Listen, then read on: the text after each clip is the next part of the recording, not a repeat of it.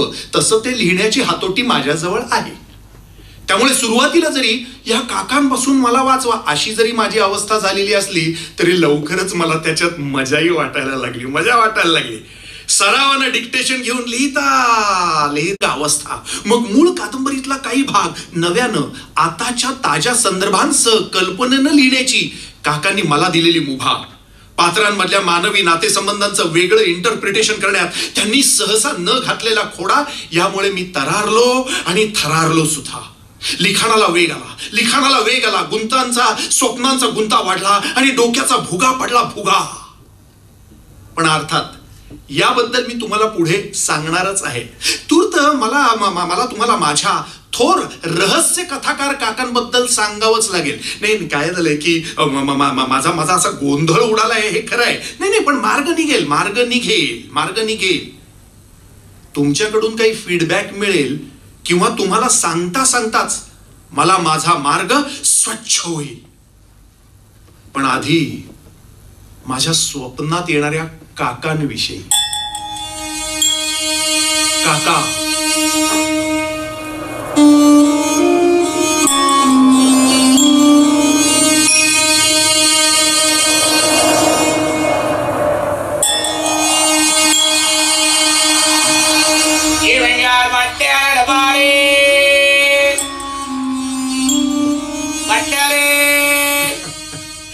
D. Vishwanath, दर्शन परिचय आणि दृष्टांत.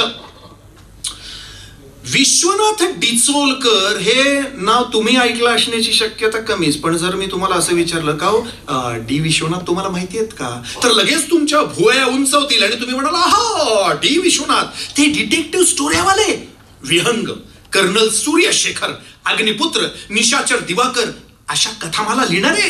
होय तेच ते एके काळचे लोकप्रिय लेखक, रहस्य कथा लेखक विश्वनाथ डिचोलकर उर्फ डी. विश्वनाथ. बाबूराव अर्नाळकरांच्या झुंजार, काळा पहाड, धनंजय या रहस्य कथा मला गाजत होत्या. तर गुरुनाथ नाईकांच्या गोलंदाज कथा, कॅप्टन दीप, गरुड यांचं गारुड पडलं होतं. तर एस.एम. काशीकरांचे नाईट किंग, धूमकेतू धुमाकूळ घालत होते. त्याच काळात विश्वनाथ डिचोलकर उर्फ डी. विश्वनाथ यांचे निशाचर दिवाकर, सूर्यशेखर, अग्निपुत्र आणि विहंग लोकप्रियतेच्या गगनात भराऱ्या घेत होते. पण आता तशा रहस्य कथांचा जमाना गेला. पण त्या काळात सगळ्या सर्क्युलेटिंग लायब्ररीमध्ये त्यांची टायटल्स चालत होती महाराजा. बाबूराव अर्नाळकर काकांना म्हणजे डी. विश्वनाथांना तसे सिनियर, त्यांचा दोस्त नव्हता. आमचे काका तसे सडे फटिंग बरं का, विनापाश माणूस, उठले की सुटले. एकदा चक्क गुरुनाथ नाईकांच्या बरोबर गोलंदाज उदयसिंह चव्हाणाचा प्रदेश बघायला थेट चितोडला जाऊन आले होते. हे असे उंटावर बसून आले होते.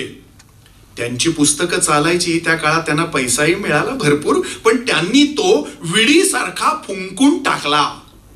हिरवा धागा आणि तोकडी विडी, ओठात विडी आणि तोंडात शिवी. त्यामुळे सहसा त्यांच्या वाऱ्याला ठरत कोणीच नसे. सरस काकूंशीच त्यांचं चांगलं. सरस काकू. आता सरस काकू म्हणजे काकांची बायको का असा प्रश्न तुम्ही विचाराल तर नाही. आमचे काका बिन लग्नाचे राहिले शेवटपर्यंत. आमच्या घरात तर त्यांचा पिंपळावरचा मुंजा म्हणूनच उल्लेख व्हायचा. सरस काकू तशा त्यांच्या नात्यानं कोणीच लागत नव्हत्या, त्यांच्याही आणि माझ्याही. नाही झालं काय माहिती काय झालं काय, काकांनी आमचं घर सोडलं तेव्हा ते तिशीच्या घरात असणार. मॅट्रिक होऊन त्यांनी काही कामधंदा बघितला नाही, पुढे शिकले नाही. त्यामुळे आमचे आजोबा काकांवर सतत करवादलेले असायचे म्हणतात. ते घरात ठरत नसत. नाही आजोबांच्या बडबडीमुळे नाही, तर मुळातच त्यांचा ओढा बाहेर असायचा कायम. ते अशा जागी बसायचे ना की जिथे बरा इसम पाऊल टाकणार नाही. स्मशान. रात्री उठून स्मशानात जायचा त्यांचा नेम होता, विशेषतः अमावस्येला. स्मशानात जळणाऱ्या चितांकडे ते एकचित्त होऊन बघत बसायचे. रात्री चितेतली लाकडं परत आत सरकवणारे आणि हाडं आणि राख काठीनं बाहेर काढणारे कामगार त्यांचे मित्र होते. ते जी हाडं बाहेर काढत ना, त्यांचं काका अगदी बारीक निरीक्षण करायचे, कवट्या हातात घेऊन निहाळायचे. अपरात्री स्मशानात येणाऱ्या बैरागी हटयोगी तांत्रिकांना कामगार हाडं कवट्या द्यायचे. काका त्या बैराग्यांबरोबर बसायचे. वरळी समुद्राच्या पलीकडे पूर्वी जो एक डोंगर होता तिथेही जाऊन झाडीत बघत बसायचे. त्यामुळे काकांना कुठल्या तरी झाडानं पकडलंय अशी कुजबूज घरात असे. अशा विक्षिप्तपणामुळे काकांशी घरात कोणीही बोलत नसे, फक्त मी बोलत असे, कारण ते माझ्याशी बोलत असत. पण तुम्हाला सांगतो, काकांना भन्नाट गोष्टी सांगत फिरायला सुद्धा नाही. पण हे माझ्या वडिलांना अजिबात आवडत नसे. काकांवर त्यांचा विशेष राग असे. बाबी, हा चक्रम चुलता तुला पण चक्रम बनवणार आहे, याच्या नादी लागू नको पुता, मेला चक्रम आहे चक्रम. मी तेव्हा 7-8 वर्षाचा, मला काय कळणार. उलट फिरायला गेल्यानंतर काका मला खाऱ्या शेंगदाण्याची पुडी देते, मला फार आवडे. आता मी जिथे झोपतो त्या माळ्यावर बसून ट्रंकेवर कागद ठेवून काका रहस्य कथा लिहित. ते लिहिणारे काका मला आठवतात. पण घरच्यांची किरकिर वाढली तसं काकांनी घर सोडलं आणि मारुतीचं देऊळ गाठलं. काका देवळात जात ते मारुतीसाठी नाही, तर ते देऊळ ज्याच्या भोवती वसलं होतं त्या पिंपळाच्या झाडासाठी. पिंपळ त्याच्या पानांची सळसळ ते ऐकत, त्याच्या खोडात फांद्यात नजर खुपसून बसत. तिथेच त्यांची सरस काकू आणि मोरोबा देवस्थळींशी ओळख झाली. मोरोबा, उपाख्य मोरोबा देवस्थळी आणि त्यांच्या पत्नी सरस्वती अर्थात सरस काकू मारुतीचं देऊळ वहिवाटीनं सांभाळीत होते. दोघच होते, विनापत्य. गणेश भक्तांचं घराणं त्यांचं. पण मारुतीकडे वळल्यामुळे कुलदेवता कोपली आणि तिनं देवस्थळींच्या वंशवृक्षाच्या फांद्या एक करून छाटत नेल्या अशी बोलवा होती. पण मोरोबा मारुतीशी एकनिष्ठ राहिले. देवळात रामदासी कीर्तन, वारकरी कीर्तन, पारायण, सप्ताह, रामनवमी, हनुमान जयंती, सुंठवडा, भगव्या पताका असा जंगी दणदणाट असे. मोरोबा ते सगळं नीट आखत. सकाळची पूजा अर्चा, संध्याकाळची आरती त्यांनी कधीच चुकवली नाही. लोक मुहूर्त काढायला, पंचांग पाहायला, पत्रिका जुळवायला मोरोबांच्याकडे येत. त्यांच्या सुशील, सुंदर आणि गोऱ्या धुप्प किंचित स्थूल अशा पत्नी सरस काकू देवळाची झाडलोट, कीर्तन पारायणासाठी चहाची व्यवस्था आणि प्रसादाची तयारी निगुतीने करत. पण पुराणातील राजे महाराजांपासून कलियुगातल्या सामान्यांपर्यंत कित्येकांना ज्या एका दुःखानं युगानुयुग घेरलं होतं, ती चिरंतन वेदना या भल्या दाम्पत्याच्या वाट्याला आली होती. घरात तिसरं कोणी नव्हतं, पोटी मूल नव्हतं. पांडुरंग पांडुरंग. कीर्तन झालं, भजन करून भजनकरी गेले की रिकामं देऊळ खायला उठायचं. समोरचा मारुती सुद्धा तोंड फिरवून असा उड्डाण करायच्या तयारीत बसल्यागत उग्र वाटे. मागच्या बाजूला असलेल्या बिराडाच्या खोलीत शिरताना या काका काकूंच्या अंगावर काटा येत असे, काटा. अशातच तिथे आमचे काका आले आणि घरचेच झाले. भजन कीर्तन झालं तरी इतरांप्रमाणे काका उठून जात नसत. पिंपळाच्या पारावर बसून राहत. त्यांना नंतरचा सन्नाटाच आवडे. एक दिवस मोरोबा त्यांना म्हणाले, अरे तू इथेच येऊन का राहत नाहीस? म्हटलं, तू इथेच आमच्या सोबत येऊन का राहत नाहीस? मोरोबांना हे सरस काकूंनी सुचवलं होतं. आणि एक दिवस काका खरोखरीच पिशवी घेऊन देवळात राहायला आले. अगदी मुलगा नाही तरी 8-10 वर्षांनी आपल्याहून लहान असलेला हा तरुण सरस्वती काकूंना धाकटे दिल्यासारखा वाटला. आणि मोरोबा तर सरस काकूंहून 15-16 वर्षांनी थोराड, त्यामुळे त्यांना तो तारुण्यात आलेला आपला मुलगाच वाटला असणार असं म्हणल्यास वावगं होणार नाही. त्यांनी मोठ्या आनंदानं पिंपळाभोवती उभारलेल्या देऊळ वजा घराचा पोटमाळा काकांना बाड बिस्तारा ठेवायला दिला. वरच्या त्या छोट्या पण ऐस पैस माळ्यावर काकांना उभं राहता येईल एवढी जागा होती. वरच्या छपराच्या मोकळ्या फटीतूनही पिंपळ वृक्षाच्या काही चुकार फांद्या घुसलेल्या होत्या. बाहेर वारा सुटला की पानांचे टाळ वाजत, त्यांचा नाद ऐकत, भिंतीला रेलून हात डोक्यामागे बांधून काका एकेका रहस्य कथेचा विचार करत बसत.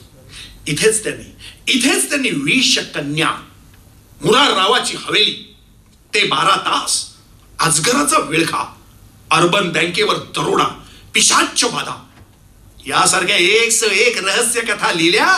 तुफान खपल्या, पैसे आले. काकांनी त्यातले बरेचसे सरस्वती काकूंच्या हाती दिले. देवस्थळी दाम्पत्य कृतकृत्य जाहले. इथेच काका 25 वर्ष राहिले. 25 वर्ष तुम्हाला सांगतो. त्या काळात त्यांनी तुडुंब लेखन केलं. मला अनेकदा ते या देवळात घेऊन यायचे, त्यांच्या माळ्यावरच्या गूढ जागेत न्यायचे. काका गेले तेव्हा त्यांनी साठी देखील गाठलेली नव्हती. काकांच्या खूप आधी सर्वप्रथम मोरोबा देवस्थळी स्वर्गस्थ झाले. तसंच काका जायच्या आधी काही वर्ष सरस काकूंनीच देह ठेवला.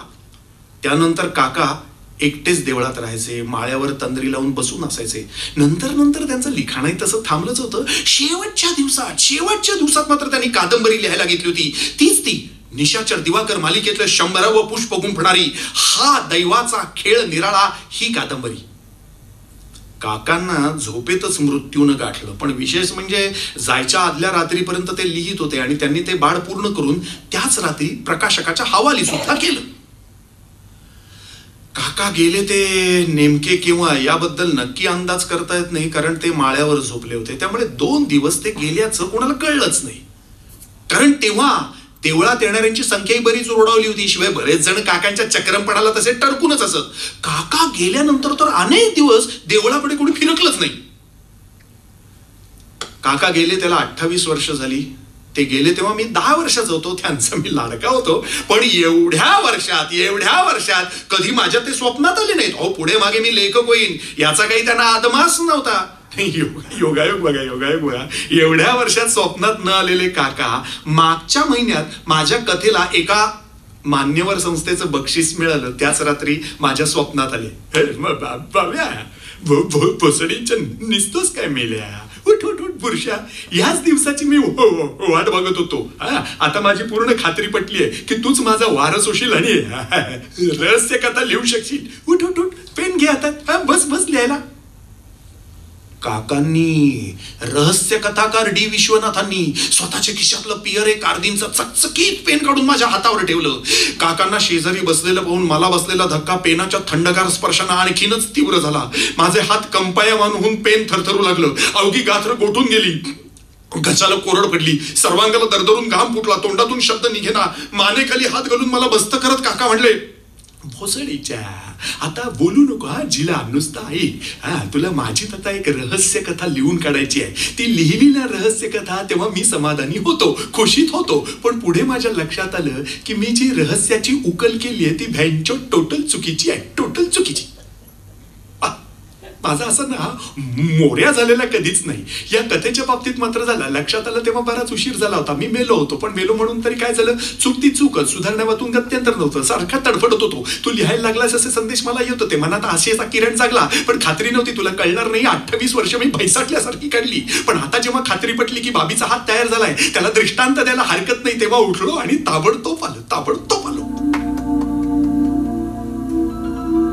पण तू काळजी करू नकोस बाबी, मी सांगत जाईन तसं तू लिहित जा. ही रहस्य कथा तू लिहिलीस की पुढे तू पण मोठा रहस्य कथाकार होशील हे छाती ठोकपणाने सांगतोय. पण आता घाई कर, हे घे कोरे कागद, सुरू कर पुनर्लेखन. तीच ती कादंबरी जी अखेरचे दिवस, अखेरच्या क्षणापर्यंत लिहिली. हा दैवाचा खेळ निराळा.